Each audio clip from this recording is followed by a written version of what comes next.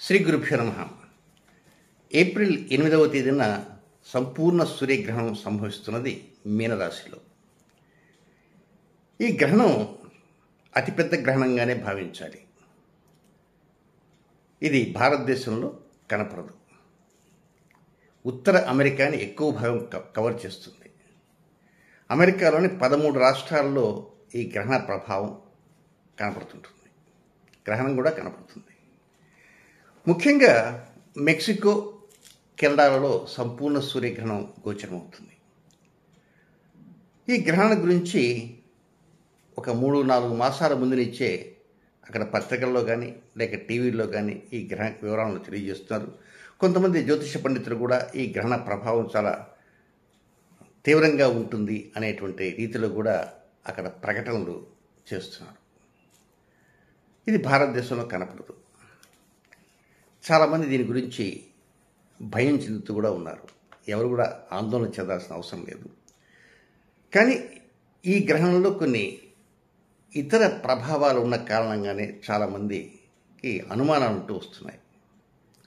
అదేమిటంటే, శనికుజుల సంఘర్షణ జరిగే సమయంలో వచ్చేటువంటి సంపూర్ణ సూర్యగ్రహణం. పైగా ఇది సంపూర్ణ స్థాయికి చేరిన తర్వాత 4 నిమిషాల 32 సెకండ్ల పాటు ఆ బింబం నిలబడుతుంది. మామూలుగా సంపూర్ణ గ్రహణం అంటే పాక్షిక గ్రహణం నుంచి ప్రారంభమై నిదానంగా అలా కవర్ అవుతూ గరిష్ట స్థాయికి చేరిన తర్వాత కాన్స్టెంట్గా స్థిరబింబమే 4 నిమిషాల 32 సెకండ్లు. కనుక 4 నిమిషాలంటే సామాన్యం కాదు. 1 మినిట్ స్థిరబింబం ఉంటేనే ఒక్కోసారి దాని ప్రభావం చాలా తీవ్రంగా ఉంటుంది. అలాంటిది 4 నిమిషాల 32 సెకండ్ల పాటు స్థిరబింబం ఉన్నదంటే దాని ప్రభావం తీవ్రంగా ఉంటుందని జ్యోతిష నిర్ణయం. ఇక ఈ గ్రహణ ప్రభావం కేవలం ఏ ప్రాంతాల్లో ఉంటుందంటే, ఇది భారతదేశంలో ఈ గ్రహణం కనపడదు కనుక దాని ప్రభావం అంటూ ఎక్కడా ఉండదు. కానీ గ్రహణం కనపడినా కనపడకపోయినప్పటికీ కూడా గ్రహరాజుకి గ్రహణం జరుగుతుంది కనుక కొద్ది గొప్ప ప్రభావాలు ఆయా రాసులపైన ఉంటుంటుంది. దాని గురించి ఆందోళన చెందాల్సిన అవసరం లేదు. ఇక అమెరికాలో ఈ గ్రహణం కనపడుతుంది కనుక అక్కడ నివసించేవారు మరింత భయం చెందుతూ ఉంటున్నారు. అయితే ఈ గ్రహణానికి ఉన్న విశిష్టతలు ఏమిటంటే, శనికుజులు కలుస్తున్నటువంటి సమయానికి 48 గంటల ముందే ఇది గ్రహణం జరుగుతుంది. ఏప్రిల్ 10వ తేదీ కుంభరాశిలో 20వ డిగ్రీలో పరస్పర శత్రువులుగా ఉండేటువంటి శనికుజులు ఏకబిందువు దగ్గరికి వస్తున్నారు.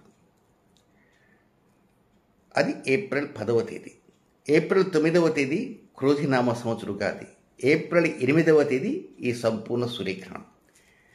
అయితే ఎప్పుడు కూడా సంపూర్ణ సూర్యగ్రహణానికి మధ్యకాలము అని ఉంటుంది కదా, ఆ మధ్యకాలం ఎంతైతే ఉంటుందో అదే అమావాస్య ఎండింగ్ టైం అవుతుంది.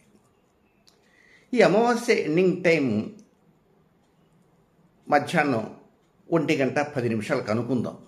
అంటే ఆ గ్రహణం యొక్క మధ్యకాలం కూడా 1:10 ఉంటుంది. గ్రహణం మధ్యకాలం 1:10 అంటే అక్కడి నుంచి మళ్ళీ 50% గ్రహణం ఉంటుంది కదా, అది పాడ్యంలో జరుగుతుంటుంది. ఈ ఒక్క గ్రహణానికి కాదండి, అన్ని గ్రహణాలకి అంతే.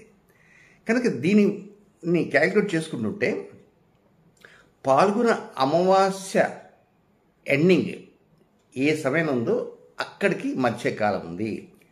ఆ మధ్యకాలం నుంచి ముగింపంతా చైత్ర శుక్ల పాడ్యంలో జరుగుతుంది. అంటే ఇప్పుడు ఉగాది. అది ఈసారి భారతదేశంలో ఉగాది 9వ తేదీ వచ్చింది కదా, అలాగే అమెరికాలో కానీ లండన్లో కానీ సిడ్నీలో కానీ అన్ని చోట్ల కూడా 9వ తేదీ వచ్చింది. గ్రహణం జరిగేది 8వ తేదీ. అంటే పండగ రోజున గ్రహణం లేదు, కానీ చైత్ర శుక్ల పాడ్యములో గ్రహణం కలిసి ఉన్నది. అది అక్కడ వాళ్ళు ఆందోళన చెందటం, అక్కడ ఉన్నటువంటి జ్యోతిష పండితులు కూడా కొంచెం భయం చెందే విధంగా ప్రకటన చేయటం. ఉగాది పండుగ చైత్రశుక్ల పాడ్యంలో ఉంది. పండగ చేసుకొని మనం 9వ తేదీ చేసుకుంటాం. కానీ ఆ తిథి కొంత భాగం పాడ్యమి కలుస్తుంది. ఉదాహరణకి మన కాలమాన ప్రకారంగా భారతదేశంలో గ్రహణం కనపడదు. 9వ తేదీ పండగ చేసుకుంటారు. అక్కడ 9వ తేదీ పండగ చేసుకుంటారు. కానీ ఆ 9వ తేదీ పండగ చేసుకున్నప్పటికీ చైత్ర శుక్ల పాడ్యమి అనేటువంటి నూతన సంవత్సరానికి వస్తుంది. అక్కడ మధ్యాహ్న సమయంలో పాడ్యం వచ్చింది కనుక 2వ రోజున పండగ చేసుకుంటారు. అయితే రాజు ఎవరు? కుజుడు, మంత్రి శని. ఆ కుజశనుల యొక్క సంఘర్షణే జరుగుతున్నటువంటి సమయం. ఆ సమయంలోనే ఈ గ్రహణం జరుగుతున్నది. ఈ గ్రహణం ఫర్ ఎగ్జాంపుల్ న్యూయార్క్ టైం ప్రకారం అయితే న్యూయార్క్లో గ్రహణం మధ్యాహ్నం 2:10 ప్రారంభమవుతుంది. 4:36 గ్రహణం పూర్తవుతుంది. టెక్సాస్లో సంపూర్ణ గ్రహణం కనపడుతుంది. ఎక్కువ సమయం కూడా ఉంటుంది. ఆ టెక్సాస్లో మధ్యాహ్నం 12:18 దగ్గర నుంచి 2:58 దాకా ఉంటుంది. కనుక ఇక్కడ న్యూయార్క్లో అమావాస్య మధ్యాహ్నం 2:20 అమావాస్య వెళ్ళిపోతుంది. కానీ గ్రహణం ఎప్పటిదాకా ఉంటుంది? న్యూయార్క్లో సాయంత్రం 4:36 దాకా ఉంది.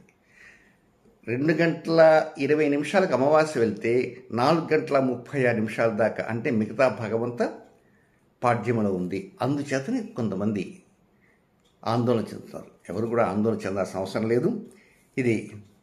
దీని ప్రభావం ఎక్కడెక్కడ ఉంటుంది ముఖ్యంగా అంటే రాజకీయ కుంభకోణాల మీద, కొంత సామూహిక మరణాలు, ఈ మొత్తం ఒక 6 మాసాల పాటు సంపూర్ణ సూర్యగ్రహణ ప్రభావం ఉంటుంది. కేవలం గ్రహణం జరిగిన తర్వాత 2వ రోజే 3వ రోజే దాని ప్రభావం చూపదు. 6 months డ్యూరేషన్. ఇక రాజకీయ అస్థిరతలు ఇవి అన్ని చోట్ల ఉంటూనే ఉంటాయి. ఈసారి కొంచెం ఎక్కువగా ఉంటుంది. ఆర్థిక సంక్షోభం చాలా తీవ్రంగా ఉండేటువంటి అవకాశాలు ఉన్నాయి.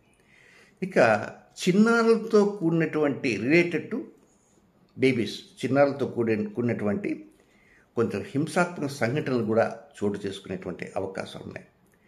తీవ్రవాదుల దాడులు, వైమానిక దాడులు, హరికేన్ తీవ్ర తుఫాన్లు, సైక్లోన్ తీవ్ర తుఫాన్లు, ఇలాంటివన్నీ కూడా చోటు చేసుకునే అవకాశాలు ఉన్నాయి. ఇంకా కెనడా ప్రధానమంత్రి ఆయన జస్టిన్ ట్రూడో, ఆ కెనడా ప్రధానమంత్రి అంటే ఆయన రాజు కనుక ఆయన పైన దీని ప్రభావం అధికంగా చూపేటువంటి అవకాశాలు ఉన్నాయి. ఆయన ఆరోగ్యరీత్యా కావచ్చు, ఆర్థిక రీత్యా కావచ్చు, ఆయన ఎన్నో రకమైనటువంటి విపత్తులను కూడా ఎదుర్కోవాల్సిన పరిస్థితి కూడా ఉంది. ఆయన ప్రభుత్వానికి కూడా కొంత గడ్డు కాలం ఉండేటువంటి అవకాశాలు కూడా ఉన్నాయి. సో ఏది ఏమైనప్పటికీ ఈ గ్రహణ ప్రభావం అనేది అన్ని రాష్ట్రాల మీద కొద్దిగా గొప్ప ఉంటుంటుంది. కానీ ఎవరు కూడా ఆందోళన చెందాల్సిన అవసరం లేదు. ముఖ్యంగా మేషరాశి జాతకులు డబ్బు విషయంలో కొంచెం జాగ్రత్తగా, అంటే ఖర్చు విషయంలో జాగ్రత్తగా ఉండాలి. అనవసరంగా ఒక్కోసారి సమయం కూడా వృధా అయిపోతుంటుంది. ఇక వృషభ రాశి వారికి లాభస్థానంలో గ్రహణం జరుగుతుంది కనుక ముఖ్యంగా లాభస్థానం ఎక్కడన్నా కొద్దిగా చిన్నపాటి సమస్యలతో ఆ లాభస్థానం ఎదుర్కొనేటువంటి అవకాశాలు ఉంటాయి. ఇక మిథున రాశి వారి అడ్మినిస్ట్రేషన్లో కొన్ని లోపాలు ఎదురవుతుంటాయి. నిత్య జీవితంలో ఉండేటువంటి అడ్మినిస్ట్రేషన్ ఆ లోపాలు ఎదురవుతుంటాయి. ఇక కర్కాటక రాశి వారికి 9వ స్థానంలో, భాగ్యస్థానంలో, అదృష్ట స్థానంలో గ్రహణం ఏర్పడుతుంటుంది. అందువలన ఏంటంటే తండ్రితో ఎప్పుడన్నా కొంత పేచీలు కానీ, లేక తమకున్నటువంటి ఆర్థిక స్థితిగతుల మీద దీని యొక్క ఇంపాక్ట్ కొంత భాగం ఉంటుంది. ఇక సింహరాశి జాతకులకి వారికి ఏదైనా ఆరోగ్య లోపాలు, హెల్త్ ఇష్యూస్ ఉంటే కొంచెం డాక్టర్ని అడిగి తగిన నిర్ణయాలు తీసుకోవటం మంచిది. ఇక కన్యారాశి జాతకులకి 7వ స్థానంలో గ్రహణం జరుగుతున్న భార్యాభర్తల యొక్క దాంపత్య జీవితంలో కావచ్చు, ప్రేమికులుగా ఉండేవారు కావచ్చు, వివాహం కానటువంటి వారికి, అలాగే భాగస్వామ్య వ్యాపారులు, జీవిత భాగస్వాములు, వ్యాపార భాగస్వాములు, అలాంటి వారికి కూడా దీని యొక్క ప్రభావం ఉంటుంది. నెక్స్ట్ తులారాశి జాతకులకి వారికి ఏదైనా రుణాలు కానీ, లేక శత్రుత్వాలు కానీ, రుణాలు ఉంటే ఆ రుణాల యొక్క తాకిడి ఎక్కువగా ఉంటుంది. అలాగే శత్రుత్వాలు ఉంటే దాని తీవ్రత ఎక్కువగా ఉంటుంది. అనారోగ్యాలు ఏదైనా ఉంటే దాని ప్రభావం కూడా కొంచెం ఎక్కువగా ఉంటుంది. నెక్స్ట్ వృశ్చిక రాశి సంతాన స్థానంలో ఈ గ్రహణం జరుగుతుంది కనుక సంతానం యొక్క స్థితిగతులపైన ఎక్కువ శ్రద్ధ వహించాల్సిన అవసరం కూడా ఉంది. ధనుసు రాశి జాతకులకి 4వ స్థానంలో గ్రహణం జరుగుతుంది కనుక career, job, health, house, vehicle, mother ఇలాంటి విషయాల్లో ఏదైనా చిన్నపాటి లోపాలు కొంత తలెత్తేటువంటి అవకాశాలు ఉంటాయి.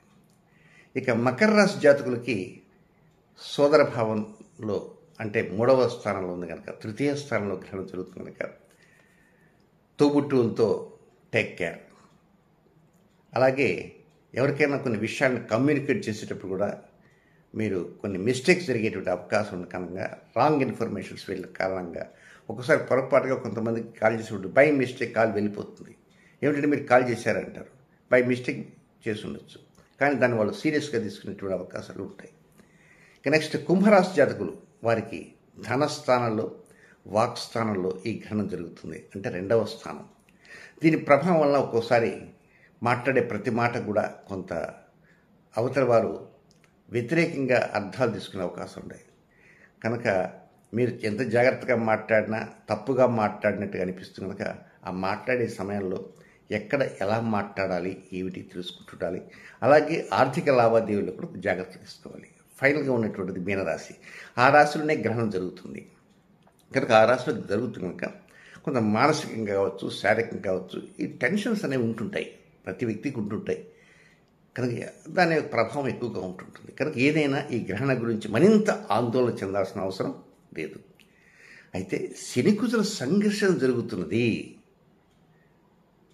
దానికి తోడు సంపూర్ణ సూర్యగ్రహణం, పైగా అత్యధిక సమయం పాటు గ్రహణం నిలబడుతుంది. అంటే స్థిరబింబం 4 నిమిషాల 32 సెకండ్లు, నిమిషానికి 60 సెకండ్లు.